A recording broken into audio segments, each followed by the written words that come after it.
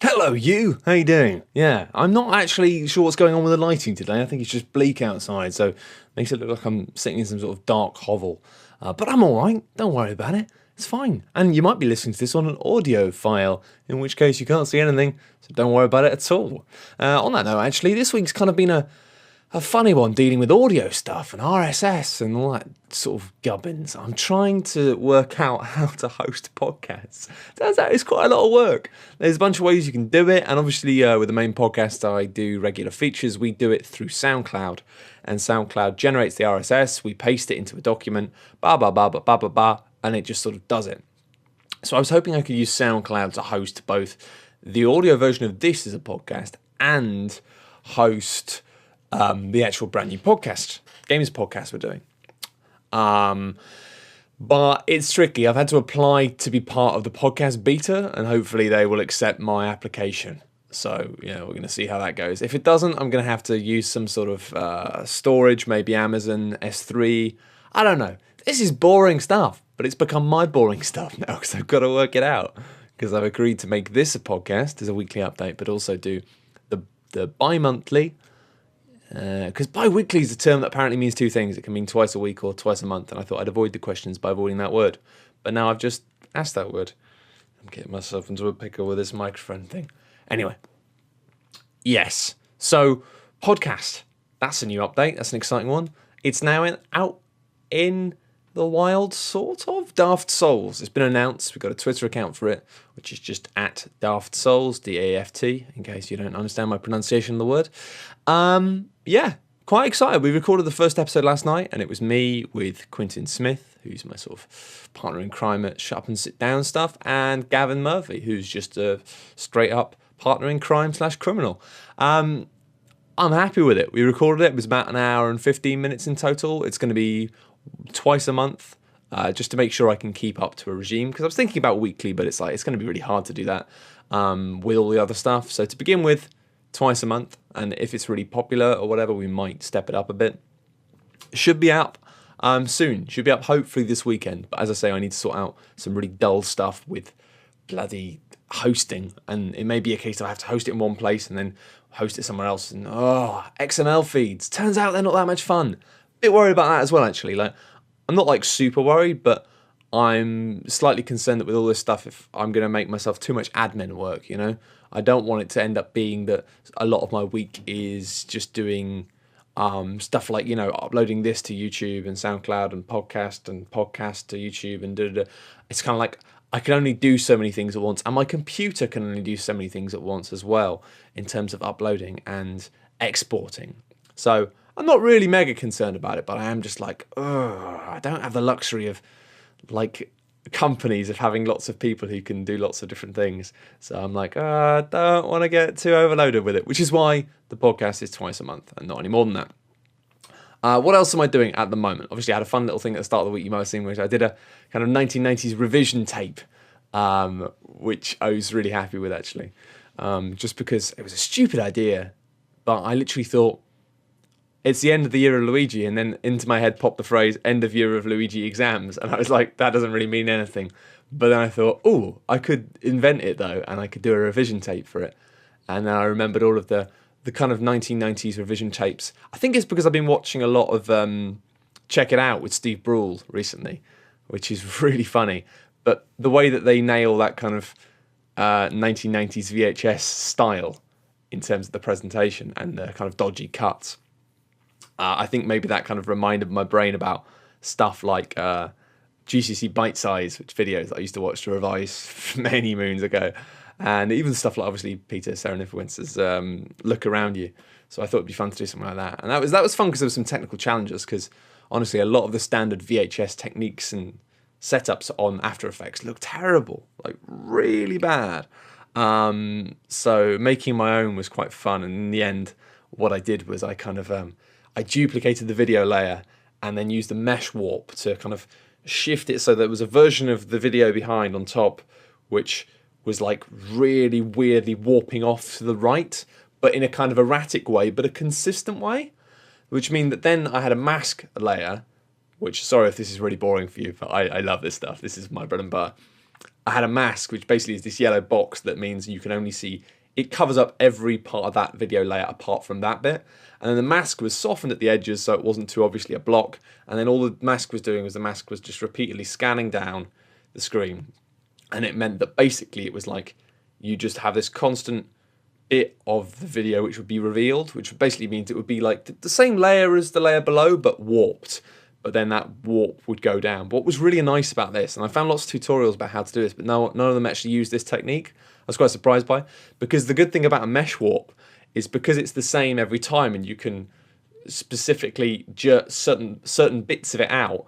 It would mean that it would always erratically jump out more at the same bits, which is something that not a lot of people are going to notice.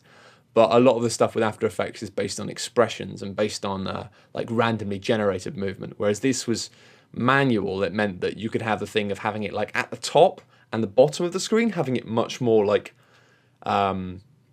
much more kind of messed up at those points than it would be in the middle. And maybe I didn't actually take advantage of that as much as I should, and I could have made it more like obvious that it was like kind of, because you know the way VHS does. Anyway, I found it quite funny actually that one of the genuine comments on YouTube was going, "Oh, the sound's a bit off in this video." It's like, have you never seen a VHS tape? Like, VHS audio quality was terrible. I had so much fun just tearing it apart. I love it when you have the opportunity to do that. Because when I first started making videos, I didn't have the opportunity to do that as much because I was making videos with like a flip cam and using the onboard microphone from the flip cam, so like a little pinhole microphone on it.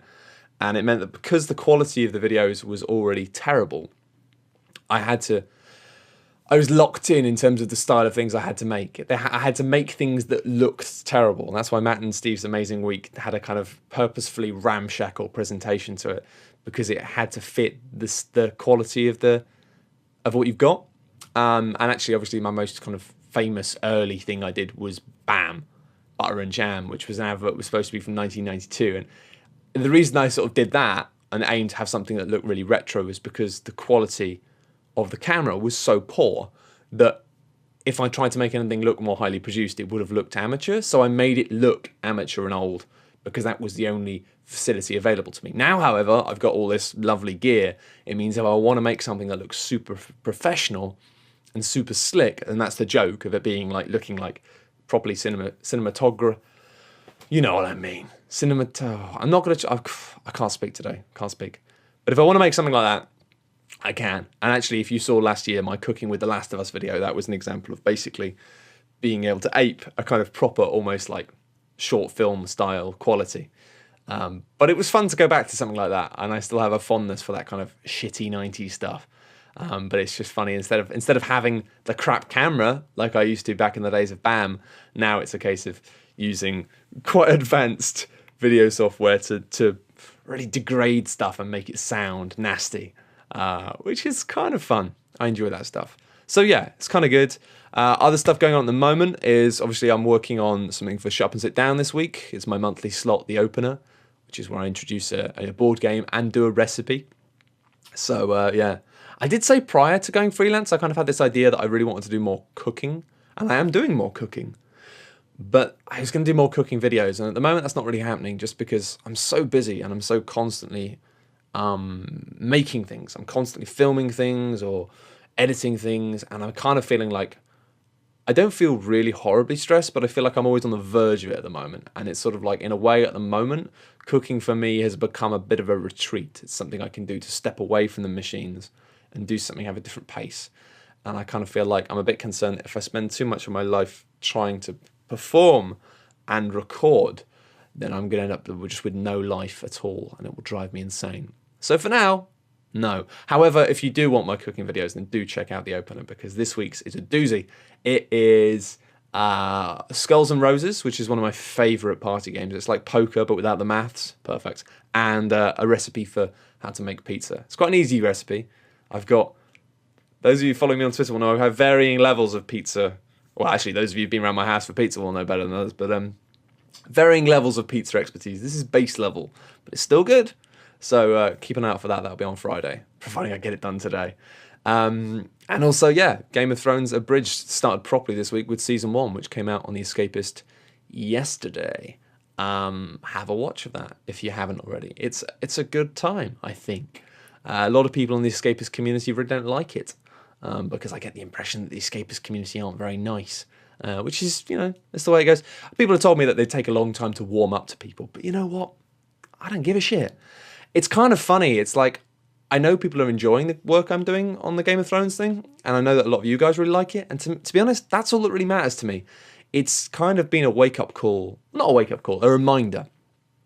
Doing this and seeing the reaction on another website has been a reminder of how fucking cool what I'm doing with you guys is, in the fact that it's like, if I was going to be straight up freelance doing shows, I had this idea originally when I left my job that I'd just do kind of shows for different websites, and I'd maybe do a weekly show for like 3 different websites, and there'd be different types of things, and that would mean I get to do a bit of comedy, a bit of insight, a bit of, I get to split it up with regular slots.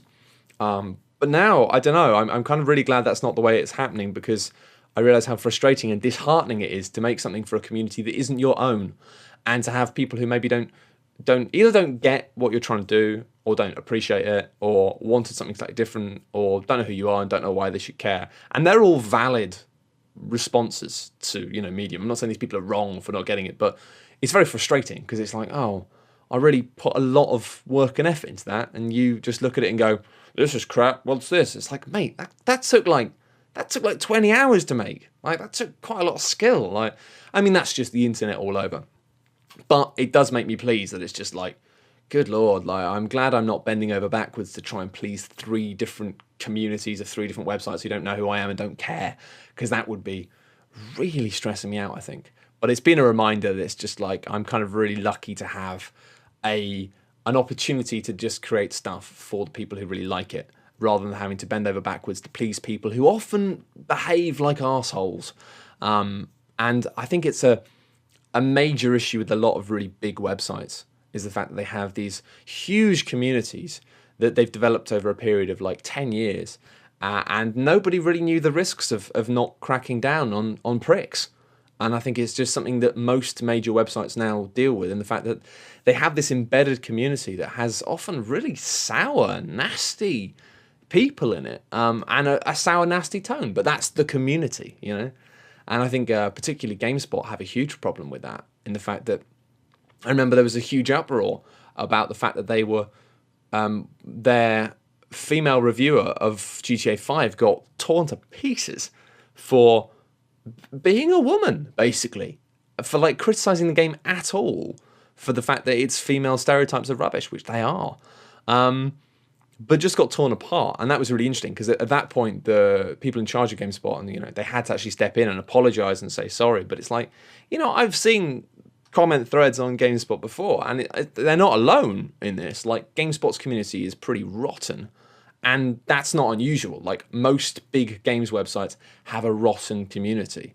It's just the internet. It's like, people didn't think about it, People let everyone in. It was like, hey, it's like it's very much actually like you're having a house party, right? You're having a house party, and you want loads of people come to your house party because you want to be cool and popular, and then suddenly, like, 9:00 on the door, 100 people are outside, 100 people want to come to your house party, and you don't think about it, and you just go, yeah, come in, and you've got the coolest house party, loads of people are there, it's having an amazing time, and then it gets to midnight, and you realise that there's like, it's all going horribly wrong, and you've got all these people in your house, and you can't get them out. I don't know, maybe this has never happened to you, but this has happened to me before. And you're just like, uh-oh, and you realise you've lost control. And these people have now settled down, and they want to live in your house, and that's never happened to me. But you know what I mean? It's like they have built up a number of people who come regularly, and they need those people because that's where the ad revenue comes from. But, what do you do? Like, you've not only... you haven't necessarily been like, hey, we want arseholes to come to our website, but it's like, if arseholes come to your website and they start to settle down and make networks and make friends and make little arsehole threads on the forum, then you've just created an arsehole nest. And you can't ever, like, how do you get rid of them? How do you get rid of arseholes? Which is why I take a really firm line with stuff. I don't want any arseholes. And the amazing thing is, with what I'm doing on Patreon, I don't have to give them any time. And I was joking on Twitter yesterday. I wasn't even joking, actually. I wasn't said with any malice.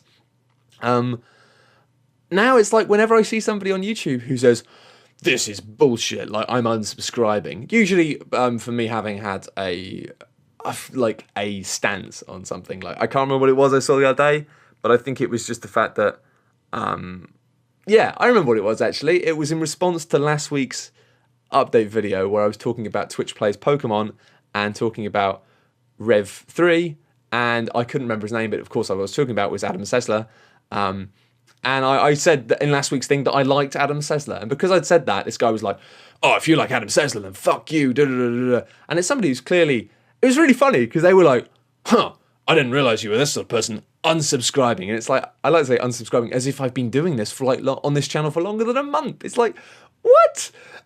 I mean, it's like as if they've been a long-term fan who suddenly goes, huh, I didn't know you were like this. It's like, first of all, like, if you don't know that I'm a liberal moderate, then you haven't been following my work for very long, because, like, I am. And secondly, it's like, I don't give a shit. Like, I think it's funny how a lot of people think that unsubscribing is some sort of, like, taking away their currency, which, of course, in the traditional model, it is. And that's why it's so fucking cool that we're doing something different, because... in the old school days, it used to be that unsubscribing meant, oh no, don't unsubscribe because I need you to keep coming back because I need your hits. I don't need your hits. And it's wonderful being like strictly having a no arseholes policy that I do. And actually now, every time I see somebody who is unsubscribing because my political stance, i.e., you know, I believe in equality and all these other fucking insane things, I'm just blocking them. And it's quite fun because it just spews, unsubscribed! No. Because I've noticed a lot when I was at Video Gamer that people would say unsubscribe and they come every week, every video and say, I'm unsubscribing because I hate Matt Lees, I'm unsubscribing. And they don't unsubscribe because actually they want to get a response. They want to have you say, either say, fuck you, or, oh, I'm sorry, and it's like, no, I don't negotiate with terrorists. And because... the number of subscribers and viewers on YouTube doesn't matter to me. Only the number of people on Patreon matters to me, and what the people who are funding this think of my work matters to me. And that's so liberating, because it means that if there's some bloody right-wing nutjob who thinks that women should be in the kitchen and doesn't believe, and thinks that anyone who thinks, oh, I don't know, if there's anyone who's an arsehole, I just block them. And you know what? If that person is an arsehole who is giving me $5 a month, then I can remove them. And actually, one of the first features when I joined Patreon, I emailed the guy on day one and said, can you please add functionality to Patreon that allows me to remove patrons? Because I specifically thought that this might happen. It hasn't happened yet, but I specifically thought that there may come a stage where somebody supports my work because they like my funny stuff, and then they hear me talking about something crazy like, I don't know, equality, gender equality, or not being homophobic. And then they might decide that they don't like my work anymore and might want to give me grief and say, I've paid you money. Da, da, da. I want to have the capability then to just go, okay, sorry, what's your name? And just to from my end, remove them as a patron and then just refund them for, you know, any money they've given me. Because I think that's really important. And I don't want anyone to feel like they have any power over me. And that's why I retain the right at any point to give you your money back if you suddenly decide that I'm a liberal fag. Also, yeah, sorry, I shouldn't use that word. I'm using it ironically, because if you use it at me, I will block the fuck out of you. Anyway, so that's me being a hypocrite. I've rambled on for a long time, but it's a lot going on at the moment. It's all go. I finally got the podcast off the ground. I'm kicking ass and taking names and destroying everything on the internet. But let's do some questions. Another thing that's on my mind at the moment is the fact I'm moving house in a month, which is scary. I'm moving with my girlfriend. It's going to be lovely. She's got a really nice place. I can't wait. But I haven't moved for half a decade, and I'm just suddenly thinking about all this stuff like packing and sorting out the internet in the new place. So there might be some downtime. At the end of April, there may be a period where it's just like, because I'm boned for whatever reason. Anyway, question time. But first, I'm going to get a cup of tea. I'm trying not to spill it all over my knob. Ooh. One more important update, actually, before I carry on. I said in previous videos that I was hoping to come along to Rezzed. I don't think I'm going to be able to, unfortunately. I've looked at the dates, I've crunched the numbers in my head, and I just don't think I can do it without being horribly stressed. Mainly because at the moment, I don't want to stop. The thing is, this whole Game of Thrones thing is taking up like more time than I want it to, but I don't want that to infringe on the time I spend doing stuff like this, doing stuff like the XCOM playthrough, and of course making other stuff, making proper stuff in between. I feel like at the moment I'm not making enough of that.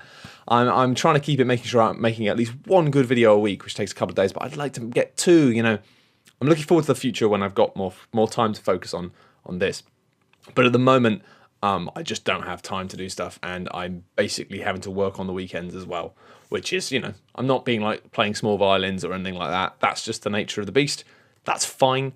But at the moment, I'd love to come to Res, but it's like, I don't think I can. I think I'm going to be really busy that weekend doing season 3 of Game of Thrones. So I'm not going to be able to make it. I'm really sorry. I'll make it up to you in the future. I promise. Hopefully I'll do something around Eurogamer Expo, even if it is just a case of being like, I'll be in a pub or something. I was going to say, or maybe not a pub because you might not be 18, so I'll be in a park. Not like that. Oh, God, don't call the police. No, we'll work something out. But I'll definitely, yeah, for those of you, because they're very kindly, there's lots of people who are like, oh, I'd love to come and meet you and shake your hand. And I'd like that. That'd be nice. So we'll arrange something. But not Res, unfortunately. It's all a bit mental at the moment. And I love to come to Res. Every year I want to go to Res, but every year I kind of, there's always a reason. I'm too bloody busy. Anyway, questions. So, where are we? I had it a minute ago, but I bloody lost it. Here we are. Jordan asks, hey Matt, not the most pressing question, but what do you think about the current state of media's obsession with rebooting and remaking? I don't think it's a current obsession. I think reboots and remakes have been around for a long time. It's always kind of dumb. I mean, but it makes sense, you know? I mean, putting a familiar brand name to something will make it sell more. And that's it. That's the only reason anyone does it, is if you use a familiar brand, you will sell more copies. And that's why it's frustrating sometimes when stuff like, what was it? Syndicate. Well annoying. They remade Syndicate, but it wasn't a remake. It was a first-person shooter that had some things in common. It was like, oh, I want an actual Syndicate game. But I kind of feel like it's all right because it means we actually get the other things like Satellite Rain. I saw a video of that the other day. It looks bloody awesome. I can't wait till that comes out because it's coming along beautifully. It looks like a new Syndicate game. Yeah! Because, I mean, Syndicate Wars was just amazing. Well, the intro was amazing. I used to watch that a lot. Probably more than I played the game. But yeah, you know, it's a bit boring, but that's the nature of it. You know, if a brand is popular, it will sell something. I kind of feel like now a lot of people get really annoyed that there aren't any new games for a series, or a series has changed and they're not making the old ones. I'm one of those people. I get really annoyed by that. I get so frustrated that we're not getting any more 2D Metroid games all the time, or 2D Castlevania games. That's one of my favourite things, like proper Metroid, proper Castlevania. However, having said that, I've still never properly played through Super Metroid on the SNES. Maybe I could get a bit of cheeky emulator stuff and do a thing about that. Who knows? Maybe that'd be a fun thing. Maybe after XCOM I could do that. That might be a fun little weekly Let's Play project. We'll see. I'll think about it. But anyway, I kind of feel it's quite cool that now we've got a lot of indie developers who are sort of carrying the torch for that stuff, like Rogue Legacy I loved, and that's basically a Castlevania game. And obviously Satellite Rain. So I kind of feel like a lot of sequels and reboots. I mean, I think one thing we've seen less of lately is the kind of HD remake, but they're still around. But I wonder if we're going to see that again with this generation of being like super HD remake. It's a game from the Xbox 360, but with double graphics. It's kind of boring, but if the game's right, I think it's good. I think that what we see a lot of the time with these reboots and remakes is they're not done well.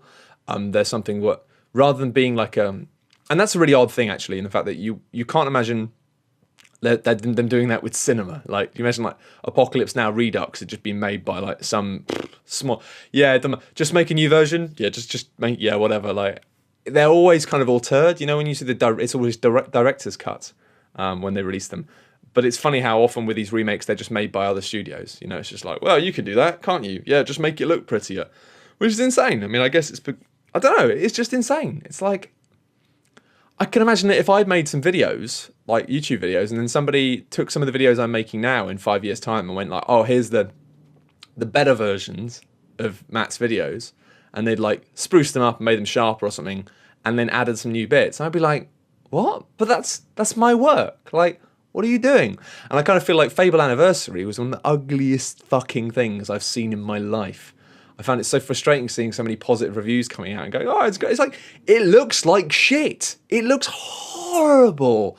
And it's like, the original art style was really charming because it kind of fit. But, oh, God, a lot of the time, art style and art direction is made to fit the current technology. And when you make these HD remakes, like, you've got to adapt it. You can't just increase the textures or make, oh, God. So, I don't know. I mean, I imagine they don't have, obviously people don't have any control over it, but I wouldn't think of that as being canon. I'd just be like, if I made Fable and I looked at that, I'd be like, no, it's not. Like, it doesn't carry on the spirit of the game.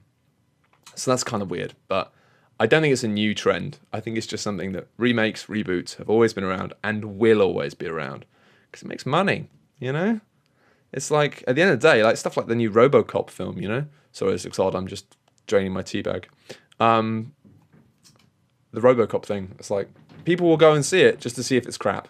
So, you know, that's kind of they've made their money one way or another. Sam Greg asks, so how terrifying is this exactly? Now, obviously, this was asked on February 25th because I'm still making my way through the old questions. So it was terrifying. It still is a bit terrifying, but it's not as terrifying. I feel like I've found my flow. It's been basically a month now. This is my 5th update video, so it's been a month pretty much. And I'm over the moon. It's going so well. It's going exactly as I'd hoped it would, which is brilliant.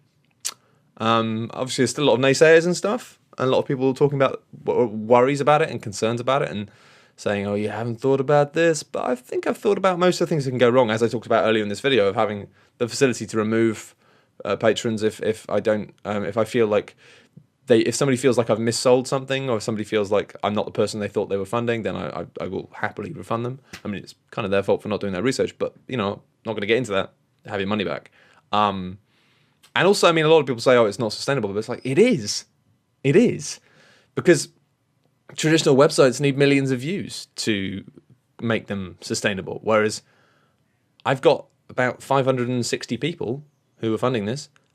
That's all I need. Like, anything else is just a bonus. Like, that's it. So if my videos are only getting 560 views, as long as they're the people who are paying for them and the people who like them, that's fine. And actually, it's really hard getting my head into it, actually. And I was having a chat with Varty, who's obviously a guy who makes Dark Souls videos, who's just launched a Patreon as well, and he's doing really well. I think he's just like absolutely like beasted. He's gone past me in like a day. Great for him. He put a brilliant pitch together. He makes very specific niche things. And I love his content. I think he makes really, really good stuff. He's a great presenter.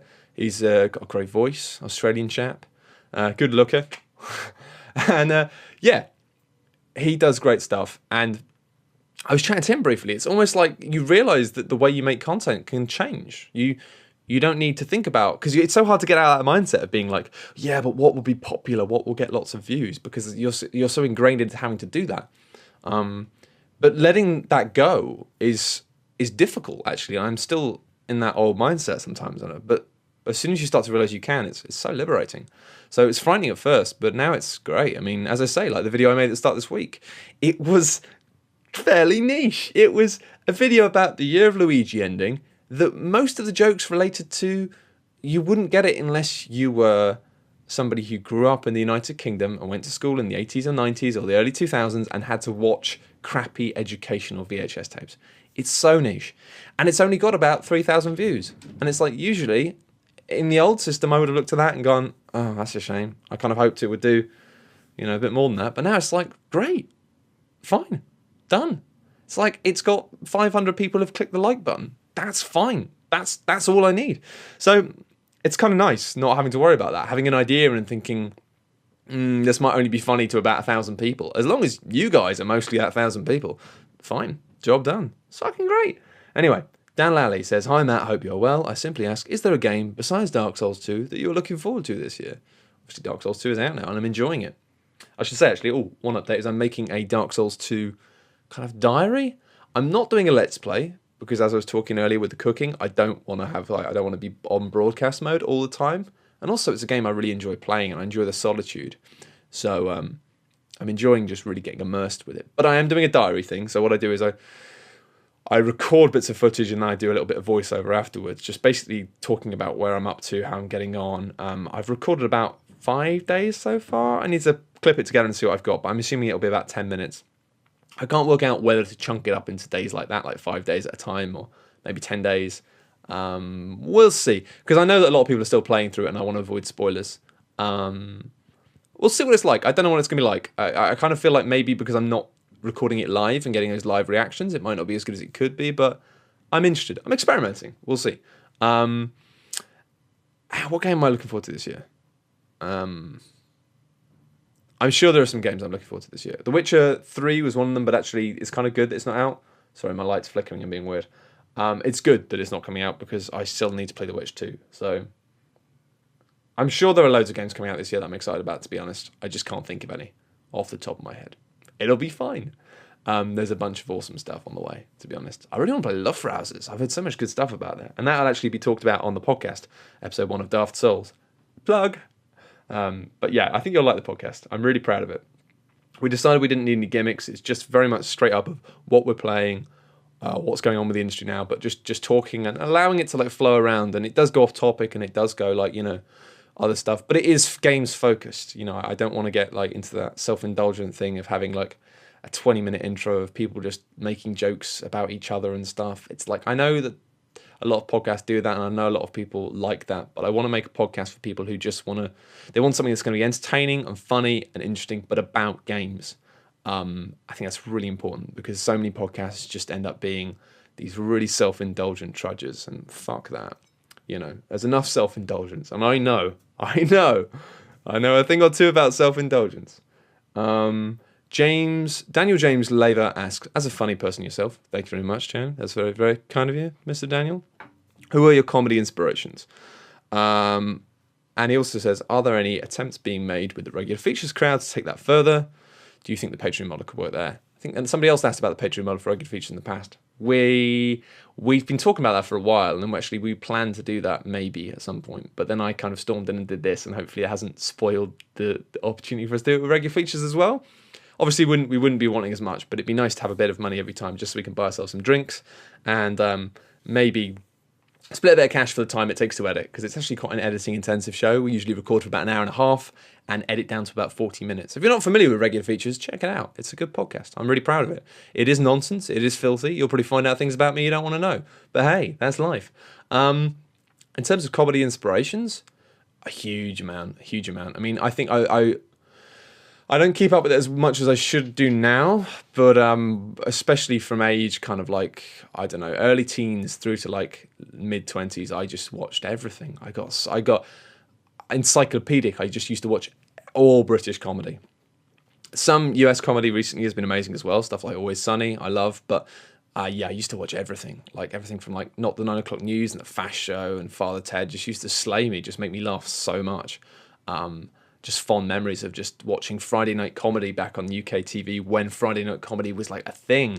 Obviously, I was too young to go out drinking anyway, but it was like an event. I used to look forward to being this, like, you get Not 9 O'Clock News and it'd just be so funny and so inventive, and obviously going back to Monty Python. But also, I think the era I really fell in love with was the era where it kind of like, around that, just before Peep Show era, where it was almost like there was stuff that was before their time, like 15 Stories High with Sean Locke remains one of my favourite sort of series pieces. And I use the word piece because it's a series, but it's so clever that it's just amazing. But it was very much before its time. It was really dark and bleak and strange, and it's like it didn't do well, but it's like you kind of look at stuff that came years later, like the tone that Peep Show took and became really popular with. It was sort of like that, but a bit more real.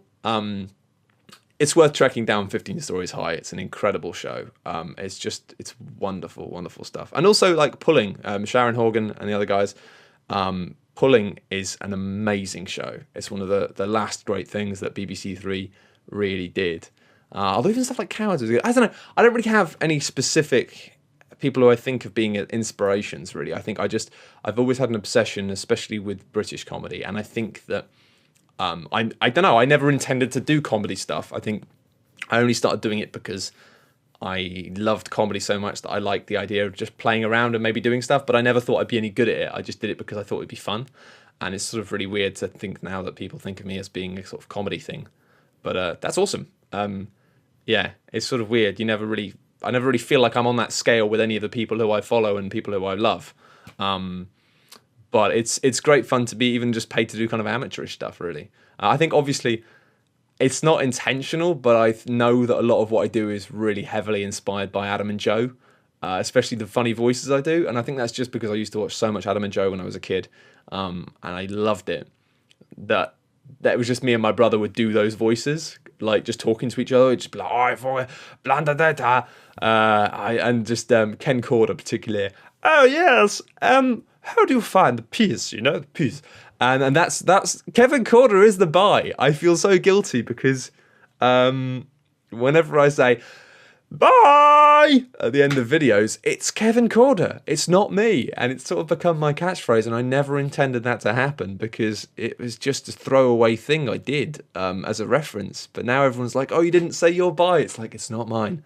It's fucking Adam Buxton's, and Adam Buxton's brilliant. I love a lot of comedians, a lot of comedy.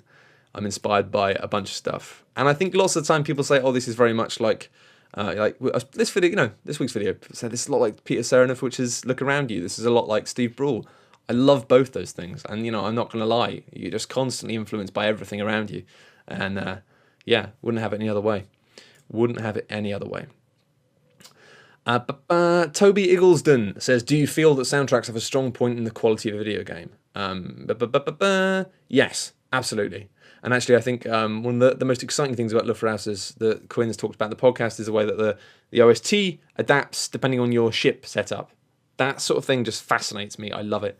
But also, I think that one of the main advantages small indie studios have at the moment is the fact that they don't get tied down in all the paperwork that requires you to sign up artists.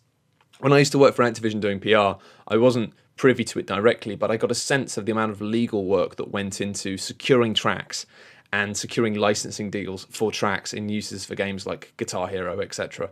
And it just seemed like a fucking headache. Like it just seemed like hell, legal hell of just months of lawyers and negotiations. And it's almost like that's the problem is when you get to like that stage where you're dealing with a big game and you're dealing with like multi-million-dollar franchises, then the amount of legal work that has to go into that stuff is insane.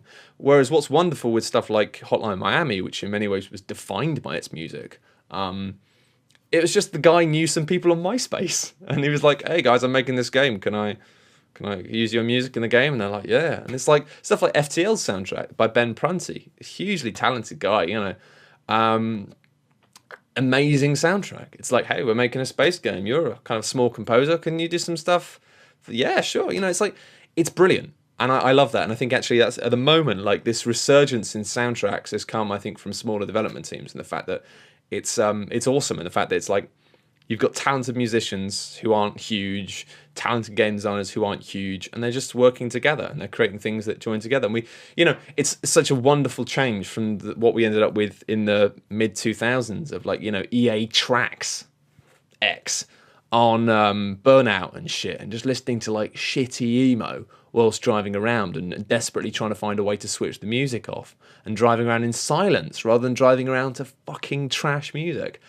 It got really dark because it became this system where it was no longer like the heyday of Tony Hawk's of being like, whoa, it's an awesome game with an awesome soundtrack. It became cross-promotional. Artists... like bands like Goldfinger were made by Tony Hawk's, really. They were quite small, and then that made them. Tony Hawk is to blame for an entire generation of kids thinking Rage Against the Machine the coolest thing in the world. One of them was me. But then it became this thing where like bands it'd be part of the promotional thing, would be getting your music in games, and it became like this weird two-way deal, and that's what EA Tracks felt like. It felt like licensing music, cool music, a music that might be cool, and it was all about like it wasn't about having a good soundtrack. It was about trying to look ahead of the curve and sign artists that were going to be cool when the game came out, so that your game would be more cool by attribution, or artists wanting to be in games because it would be cool and promote record sales. And it kind of got a bit like the way that the advertising industry works in terms of like, oh, I've heard this song on an advert, which means it's it got shit, basically. That's a long story short. And it's really cool now that it has gone back to that sort of thing of going, this music's awesome, or you're awesome at music, can you make some awesome music for my game? And it's so much more simple, so much more creative and artistic. Take away the licensing, take away the legal. There's still legal involved, obviously, but it's a lot lighter. And I think that's brilliant. And I think that's almost the best thing about the indie movement. And really, indie is just now, it just means smaller, like more contained. I mean, I'm so proud for the podcast. I think I'm so excited about with Dark Souls is the fact that I've managed to collect, like, somebody described it as being like the UK games media Voltron, and I'm not gonna lie, that was sort of my intention. It's like I've kind of used my influence and the fact that a lot of these people are my friends to basically be like, okay, I want the best people, and there'll be guests as well, there'll be other people, but I was like, I want the best people who I'm friends with as well. Friends is important because I don't want it to feel like a kind of tied together thing. I want it to feel like there's immediately rapport. So I've chosen people who I know, no matter what the combination, there will be immediate rapport. People will get on with each other. People will have fun. And also, they're just smart, funny people. I'm really excited about it because I think it's like, it might be the best podcast ever. Oh shit, that's arrogant. But no, I think these are amazing people, and I'm so pleased and thrilled that they've decided to be a part of the podcast with me, in return for me basically spending a bit of your money every month to buy them a bottle of Heineken while we record it. Not necessarily Heineken. It's not a branding thing.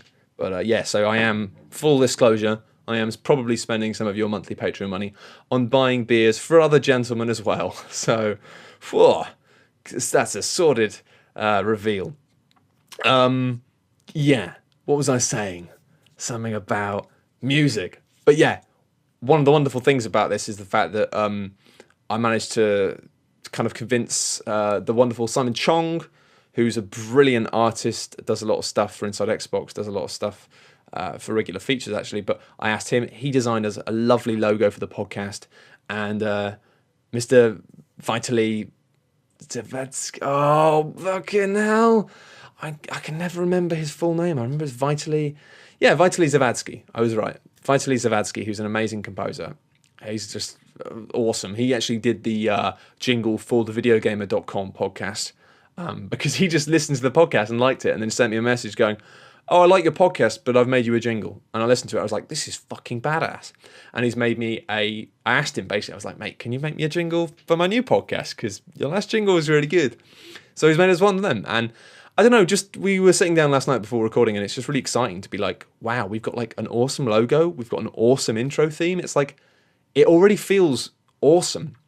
We haven't done anything yet, but it's just that smaller thing of being like, I can't make music, I can't make art, but having small people who are good at what they do, working together and combining forces to make things that are awesome. I think that's just so cool. And I think it's something that games lost their way with in the AAA realm, and it's really cool to see that coming back. That's a long and weird answer to your question, but hopefully an answer. But to me, soundtracks and sound design generally are hugely important. Ever since I bought some nice headphones, it's changed the way I play games and the way I think about games. And it made me appreciate the stuff like Bad Company 2. Like, holy fuck, I'd never heard sound design like that before. Just incredible. But a good soundtrack for me. I think of most of my favourite games of the past few years, they all have good soundtracks. For me, the highlight of Bioshock Infinite was the Barbershop Quartet at the start of the game, singing the song. I was like, blew me away. Created a weirdly uncomfortable but beautiful sense in my brain. At that point of that game, I was so excited about playing Bioshock Infinite. I thought to myself, this may be one of the best games I've ever played. But then it wasn't. But, you know, long story short, that happens. Anyway, finally, one more question. This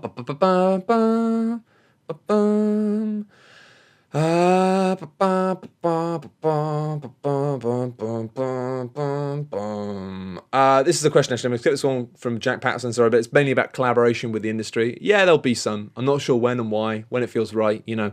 Obviously, getting the guys on the podcast will help, because that means I like the idea of having those guys, but also I'd like to do more stuff with them if I can.